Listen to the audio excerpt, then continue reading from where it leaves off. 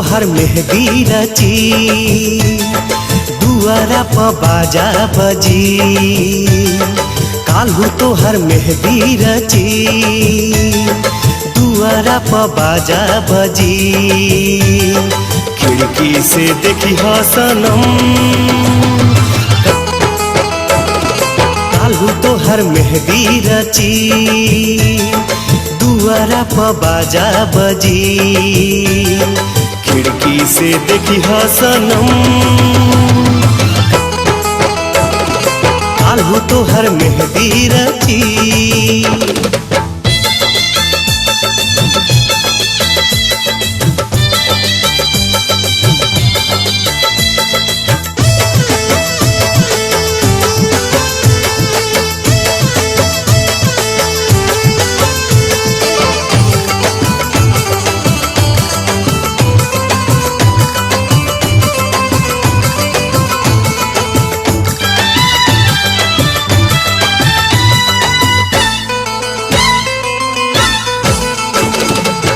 मंगिया में से नुरा परी केहू तोहर बहिया धरी।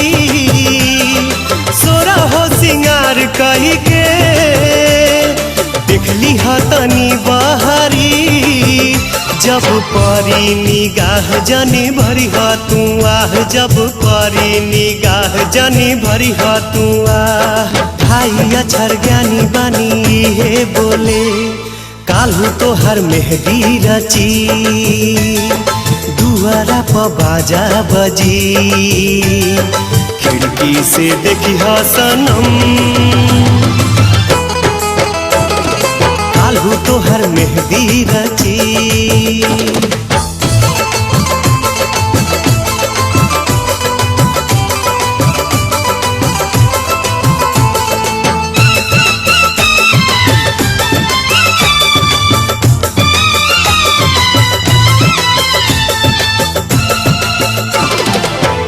तहर डोली चली दूर होई गली गली।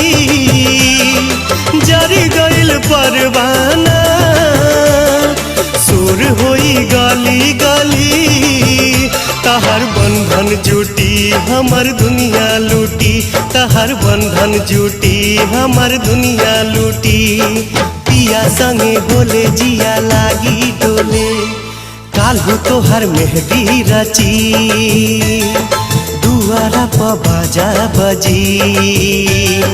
खिड़की से देखी ह सनम काल्हू तोहर मेहंदी रची।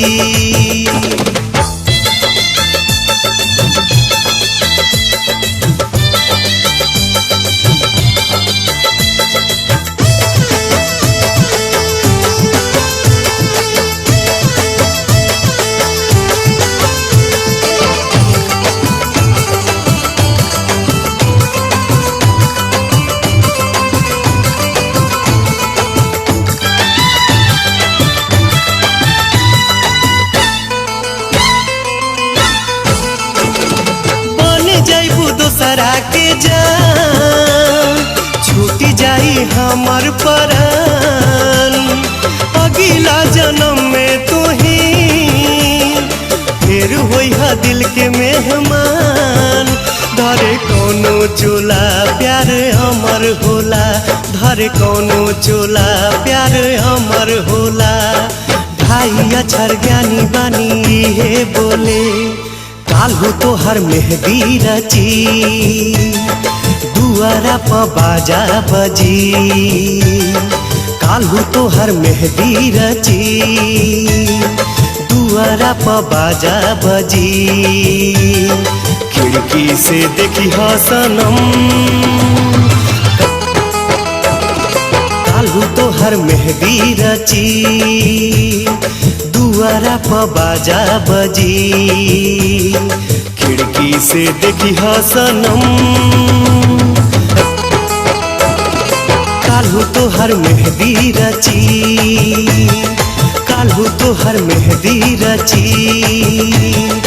काल्हू तोहर मेहंदी रची।